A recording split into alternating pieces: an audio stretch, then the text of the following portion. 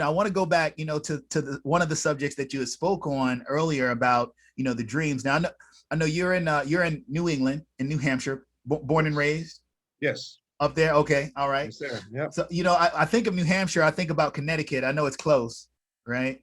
Yeah, it's about 2 hours below me. Yep. About Something like about that. 2 hours below. Okay. Yeah. Like that whole, like, kind of cluster, of states. When I just think wrestling when I think about the New England Okay. area, because like you Sure. got WWE and Hartford. I wanted to be a wrestler when I was young. That was my thing. Oh, that's cool. Yeah, when I told my parents once, I said, I'm going to be a pro wrestler and there's nothing you can do about it. That's what I told my parents one time. That's awesome. That's great. But they won. But I wanted to talk about your dream, because you said, hey, a karate champion. And that's a dream that you actually accomplished in high school. And then you went on, to break a world record as well. There's a couple things I want to talk about with that. But first, tell me the story of how that came about. Like, how'd you get into martial arts? How'd you end up, becoming a champion and winning, titles and trophies, and tell me about the world record that you actually ended up breaking as well. Sure. Okay. I mean, karate, I started like at 12 years old, but I'm an extreme person. I don't do anything a little. So even from then, I just did it for hours a day. And I could only get a ride across the river to the karate school 2 or 3 times a week. So most of it was practicing on my own. Even in junior high school, I could either have a karate dojo room or a bedroom. So I told my mom I don't need a bed anymore. I literally slept on the floor, rolled up my sleeping bag. I had a heavy bag hanging. I would practice my karate before school. During school, I would just get a hall pass and just disappear and go to the gym and go up on the stage and practice. After school, I would practice. I would do an after school job, go to class. I just go in the woods and practice. I was just obsessed with it. And was very fortunate that my karate teacher, Bobby Lamantina, Tokyo Joe, they call him, took me under his wing. And I ended up traveling with him all over, fought in the West Coast, stick fighting up in Canada, in the Bermuda International. I took 4th as a lightweight. And I was only in high school at the time, ranked as 4th place in lightweight. So actually, I had all my karate champions on the wall. And one of the guys on my wall, it was kind of surreal. I was 16 years old and I actually beat him in Bermuda.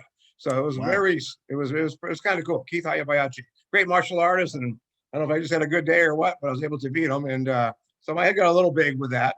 But I didn't own a school, but I ran a school for an absentee owner when I was in high school.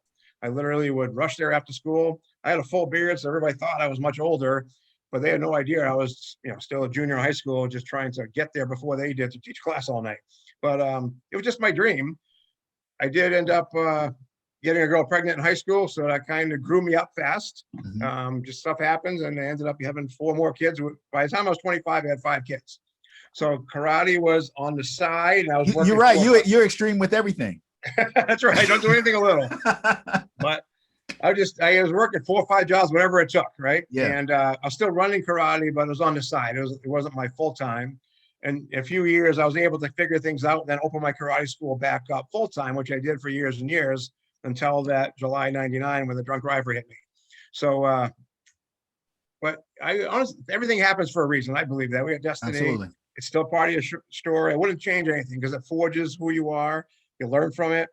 But I will say the martial arts as an art and a discipline, stop being as fun. When you have a karate school, if anybody listening to this has been self-employed before, you can lose the fun after a while, because I was getting up, doing a 7 o'clock private, anybody that would take one. All morning I would do privates. I would do like an executive yuppie workout hour at noontime. Then I had preschool class and kids class, advanced kids, teenagers, adult, advanced adult, and then wrestling at 9:30 at night, 5.5 days a week. And on Sunday, if I wasn't going flying somewhere to compete or taking a seminar or giving a seminar, I would take my demo team to the mall and we'd just move chairs aside right in the middle of the hallway and start breaking boards and doing a demo, just trying to get more business. Okay. It's just what we did. But I love doing it. But there were some weeks where, you made 2 or 3 grand and still you're dead tired. The alarm goes off 7 o'clock Monday morning. You got to do or 6 o'clock. You got to do it all over again. And there were some weeks when the rent was due and you needed supplies and some liability insurance all came due and tuition just didn't come in like you thought it would. And you worked for free. You still got to do it all over again. It just became less fun, unfortunately. So things happen for a reason. After I got out of martial arts and into, delivery business and food business, one of my old students did ask me to corner him when MMA started, they first legalized like the UFC fights. So I started training him, opened a side school, and Burgess MMA is still alive and well, running now 6 days a week. We got a 5,000 square foot gym, but I don't have to do it as a business anymore. My students pretty much run it. Any money we make, they get to keep it. It supports their fighting livelihood, their fighting habit. Any leftover money just buys more and more equipment. So now it's just fun again. It really is. Yeah. Back to the goals though. When I started my insurance career at the end of 2008, if you're on this, I mean, I've heard your last podcast. I listened to the different books you recommended. That is everything. Okay. I dive into books. That's one thing. That's probably a secret of my career more than anything is books. The Magic of Thinking Big and Success Principles, books that challenge you to write down 100 life goals. So I did that. And I was not broke at the end of 2008, guys. I was like below broke. Okay. Wasn't far before that. I also had to take every dime I had to get full custody of my kids because of a bad situation at home. I had some apartment buildings I had to let go and just liquidate everything. I was literally starting over again, and I was starting at below zero. I wasn't even. I was below, right? But I dared to write down 100 life goals because these books would challenge you. If you knew you couldn't fail, what would you aim for? When you're a little kid, you dream of the moon. You can accomplish anything. Nobody can hinder your dreams. But as you get old, if you try something and it doesn't work, you get kind of discouraged and I'm not doing that again. That hurt. Everybody in your life needs to see you get back up again. If you got kids, they have to see you get back up again. That's the resolve. And that makes you tougher, thicker skin. You can do it. But I wrote down a whole bunch of goals when I started this career. And I think I just crossed off my 30-second goal. Okay. Awesome. One of them was break the world record with boards. Okay. I seen the world record take place. I watched that video. And back then it was 3,100 something. So I looked and I thought about it, but I'm a little extreme or very extreme. My routine is I sit in my hot tub on Saturdays for 2 hours typically, and I visualize my 100 life goals in vivid detail. That's the weird part. Okay. I just visualize it. I start now with all the ones I've already accomplished, with the attitude of gratitude, thanking God for what I have accomplished. And the rest of them, I start diving into it, but I vividly imagine every one of the other ones, what it will take to get there, what it will feel like once I have it, pretend it's already, and breaking the world record, I pictured what that would look like for years. What would, how would the room be set up? Okay. What would the atmosphere in the air be like? How would it be stationed? In October of 2017 at the MMA fight night in Manchester, New Hampshire, before my guys fought, I broke the world record, 3,676 inches of wood with my fist in an hour. It's basically the equivalent of one board a second for an hour. My hands were like grapefruits afterwards, but I won't ever do it again, but it was very cool. But the reason I mention that, the weird thing is I had visualized that so many times.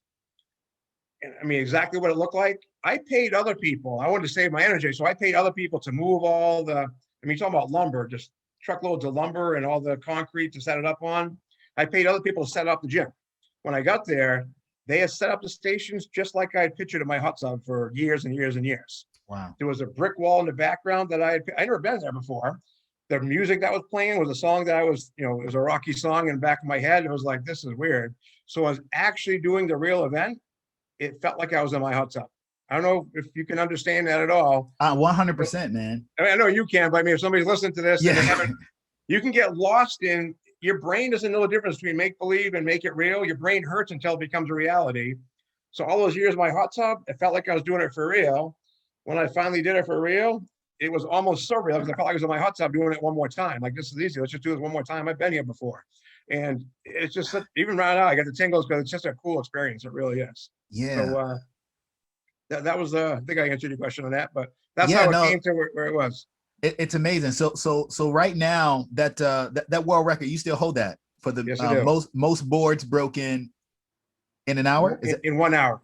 Yep. Most boards, now, if that's not like a cool fact about insurance agents, an insurance agent holds the world record for most boards broken in an hour, a karate world record held by an insurance agent. I'm just saying.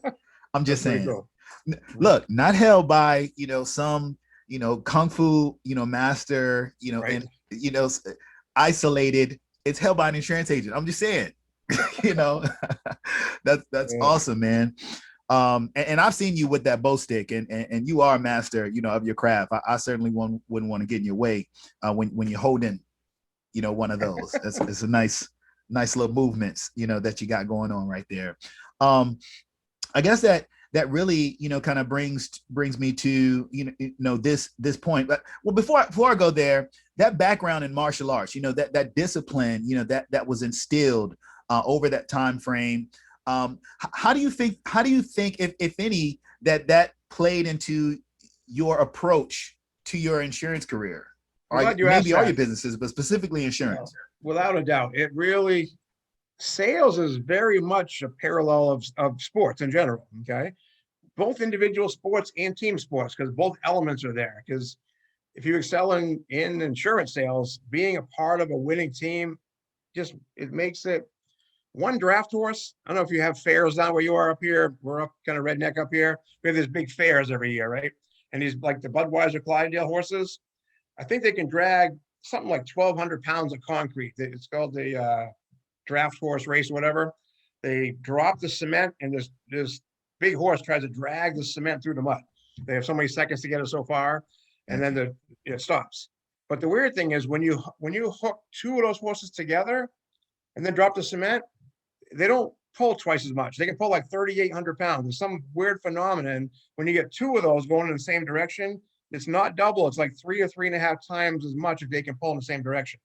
So when you put your dreams in line with other people going in the same direction, especially if you have hierarchy helping you, they're incentivized to help you. But it's beyond that. Just a win-win. Just getting together, that synergy can move mountains, and that's a big part of it. There is. So if you've been part of a football team or basketball team, just that huddle on your break and all that excitement of being part of something is huge. Before karate, I used to do cross-country running, cross-country track running, and just 6-mile races through the woods, whatever it was, 2.5-mile races. Even alone, you're still trying to beat yourself, your own time, the runner next to you.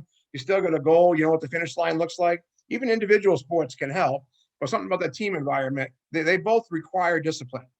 You don't just show up on race day. You got to run all kinds of miles during the week to be in shape for that. If you're a triathlon athlete or a football player, or if you're on the basketball court, you better be shooting free throws several times during a week, sharpen your craft, whatever it is. So when it's game day, when you're in front of that client, that employer, that employee, same thing. You've been to practice a whole bunch of times, right? And it's very, very on par with sports, I think. Kind of like a muscle memory. Very much like a muscle memory, right?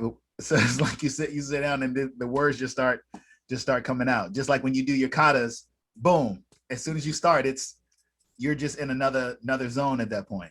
That's right. Yeah, it just kicks in. You're right. I got to ask you, as a martial artist, there's a new Mortal Kombat movie out. This is just a sidebar. At the time of this interview, there's a new Mortal Kombat movie. Did you check that out? Yeah. I'd be curious to see your opinion of it. Definitely some good fight scenes there.